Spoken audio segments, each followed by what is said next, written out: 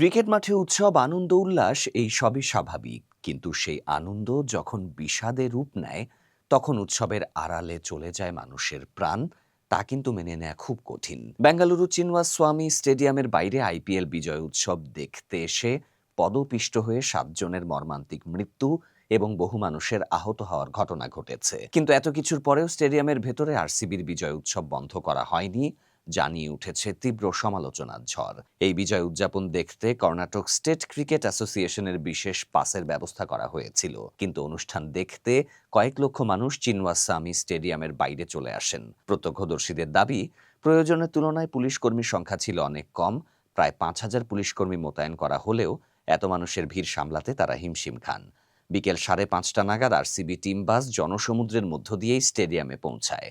তার আগেই ঘটে যায় বড় বিপত্তি। স্টেডিয়ামের গেট খোলার সঙ্গে সঙ্গে অসংখ্য মানুষ দ্রুত ভেতরে যাওয়ার চেষ্টা করেন। পরিস্থিতি হাতের বাইরে চলে গেলে বেঙ্গালুরু পুলিশ ভিড় নিয়ন্ত্রণে আনতে লাঠিচার্জ করে, আর তাতেই ঘটে যায় এই মর্মান্তিক দুর্ঘটনা। 3 জনের মৃত্যু হয়েছে, পদপিষ্ট হয়ে আহত হয়েছেন বহু মানুষ। পরবর্তীতে মৃতের সংখ্যা আরও বেড়ে 7 জনে দাঁড়িয়েছে। সবচেয়ে বড় প্রশ্ন উঠেছে, এই মর্মান্তিক দুর্ঘটনার খবর ছড়িয়ে পড়ার পরেও কিভাবে স্টেডিয়ামের ভেতরে পরিকল্পনা অনুযায়ী অনুষ্ঠান চালিয়ে যাওয়া হলো। চিন্নাস্বামী স্টেডিয়ামের বাইরে যখন একের পর এক অ্যাম্বুলেন্স আহতদের হাসপাতালে নিয়ে যাচ্ছিল, তখন ভিতরের শিল্পীর চোখ বন্ধ করে বেহালা বাজানো এবং বিরাট কোহলিদের উল্লাসের দৃশ্য ছিল অনেকের কাছে অবিশ্বাস্য।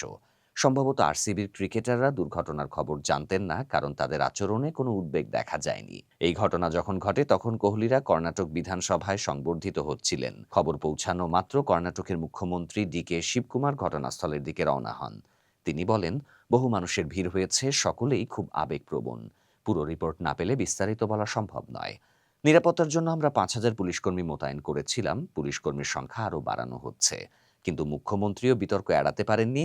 চিন্নাস্বামী স্টেডিয়ামে পৌঁছে মাঠের মাঝে তৈরি মঞ্চে আইপিএল চ্যাম্পিয়ন কোহলিদের সঙ্গে তিনি মধ্যমণি হয়ে দাঁড়িয়ে পড়েন, যখন বাইরে আহতদের নিয়ে ছুটছে অ্যাম্বুলেন্স।